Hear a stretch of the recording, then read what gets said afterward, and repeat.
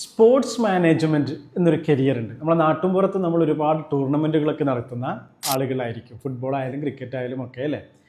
എന്നാൽ ഇതിനെ ശാസ്ത്രീയമായിട്ട് പഠിക്കുകയും ഇതൊരു പ്രൊഫഷനായിട്ട് കൊണ്ടുനടക്കുകയും ചെയ്യാവുന്ന ഒരു കരിയറാണ് സ്പോർട്സ് മാനേജ്മെൻറ്റ് എന്ന് പറയുന്നത്. അതിൽ ഒരുപാട് സ്പെഷ്യലൈസേഷനൊക്കെ ആ മേഖലയിൽ വരുന്നുണ്ട്. ടൂർണമെൻറ്റുകളായിട്ടും ഫിനാൻസ് ആയിട്ടും സ്പോൺസർഷിപ്പായിട്ടും മാനേജ്മെൻറ്റ് സ്കില്ലുകളായിട്ടും ഒക്കെ നമുക്കതിൽ പഠിക്കാൻ വേണ്ടിയിട്ട് പറ്റും.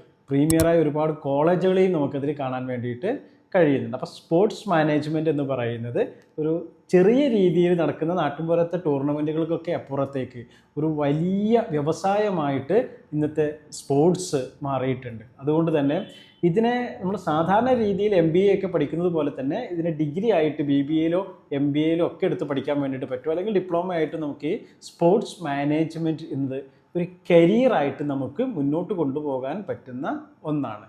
അപ്പോൾ സ്പോർട്സിലും ഗെയിംസിലും അത്ലറ്റിക്സിലും ഒക്കെ ടേസ്റ്റുള്ള ആ മേഖലയിലൊക്കെ ജോലി ചെയ്യുന്ന ആളുകൾക്ക് ഇതൊരു കരിയറായിട്ട് കൊണ്ടുപോകാം. All the best.